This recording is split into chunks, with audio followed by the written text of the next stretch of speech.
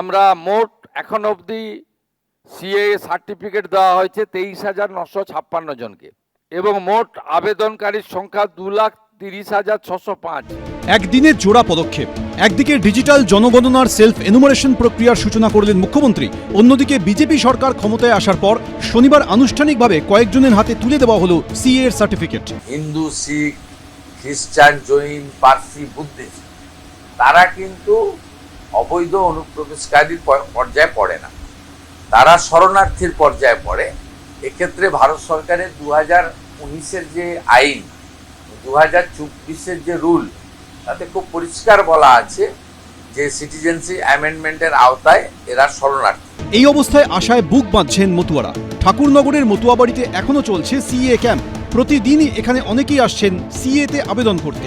CA তে আবেদন করলে মিলবে এদেশের নাগরিকত্ব। সেই কারণে ঠাকুরনগরে মতুয়া ধামে এখনো বহু বাংলাদেশি তারা সিএ তে আবেদন করার জন্য দূর দূরান্ত থেকে আসছেন। সিএর জন্য এসেছি, সিএ করছি, সিএ করলে ভালো হবে আমাদের, তাইতে সিএ করছি। আমরা সিএতে আবেদন করতে, এখানে আমরা চাষবাস করে খাই। এই অবস্থায় সিএ এর প্রক্রিয়া সরলীকরণ করার জন্য মুখ্যমন্ত্রীকে আবেদন করেছেন মতুয়া সংঘাধিপতি ও কেন্দ্রীয় জাহাজ প্রতিমন্ত্রী শান্তনু ঠাকুর।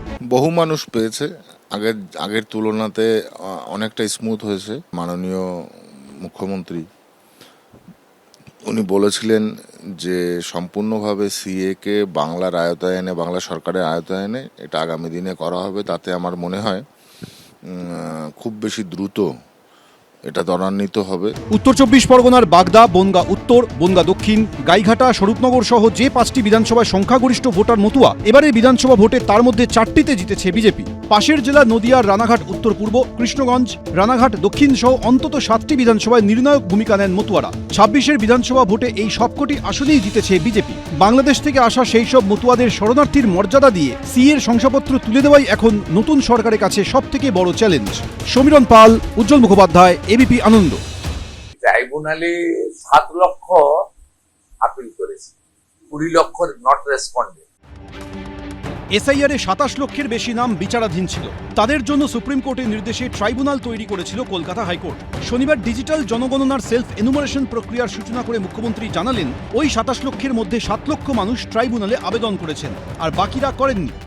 প্রায় 60 লাখের কাছাকাছি যারা মৃত বা ইত্যাদি, তারা কোনো ক্লেম করেনি। ফাইনালি যে 27 লক্ষ অ্যাডজুডিকেট ছিল, ট্রাইব্যুনালে 7 লক্ষ আপিল করেছে, 20 লক্ষ নট রেসপন্ডেড। তারা নিজেরাই ভোটার হিসেবে দাবি করেনি, এবারে নাগরিক হিসেবে দাবি করবে কিনা সেটা তো অ্যাসেস করে বলতে পারবে। এখনো পর্যন্ত কিন্তু যাদের নাম ভোটার লিস্ট থেকে বাদ গেছিল, সেই সমস্যার এখনো পুরো সমাধান হয়নি। অনেকের নাম এখনো বাদ আছে, এখনো পর্যন্ত কিন্তু অ্যাডজুডিকেশনের বাকি কাজ শেষ হয়নি। ফলে অবিলম্বে জেনুইন ভোটারদের নাম তুলতে হবে এবং কোনো জেনুইন ভারতীয় যেন এই শুনানি থেকে বা শুমারি থেকে বাদ না যায়। কাউকে নিয়ে কোনো বক্তব্য থাকলে তার শুনানিটা করতে হবে, কিন্তু কাউকে, কোনো ভারতীয়কে এর থেকে বাদ দেওয়া যাবে না। গত বছরের 25শে জুন অনুপ্রবেশকারী সন্দেহে বাংলাদেশে পুশব্যাক করা হয়েছিল বীরভূমের পরিযায়ী শ্রমিক সোনালী বিবি সহ কয়েকজনকে।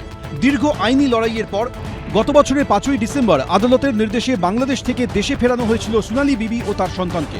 এরপর চলতি বছরের 8ই জুলাই বাংলাদেশ থেকে ভারতে ফিরেছেন বীরভূমের সোনালী বিবির স্বামী সহ 4 জন। এদিন এই প্রসঙ্গ উঠে আসে শুভেন্দু অধিকারীর কথায়। সেই সঙ্গে অনুপ্রবেশকারী নিয়েও এদিন ফের কড়া বার্তা দিয়েছেন তিনি। অবৈধ অনুপ্রবেশকারী তারা এই দেশে বা এই রাজ্যে থাকবেন না।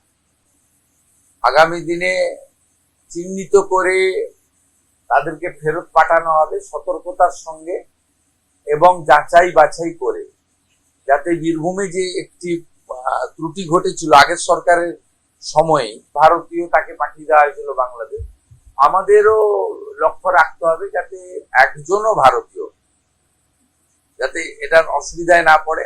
আবার যারা অনুপ্রবেশকারী তাদেরকে যেতে হবে। অবৈধ অনুপ্রবেশকারী কথাটা আসছে কোথার থেকে? বিএসএফ তো কেন্দ্রীয় সরকারের, তারা কি করছিল? সীমান্ত তো কেন্দ্রীয় সরকারের, তারা আটকায়নি কেন? আমরা নিশ্চয়ই কোনো বাইরের লোক, অন্য দেশ থেকে জোর করে ঢুকে আসা বা আপত্তিকর কাজে আসা, তাদেরকে কাউকে মদত দেওয়ার কথা বলা হচ্ছে না, সেগুলো পুরোদস্তুর বাদ যাক।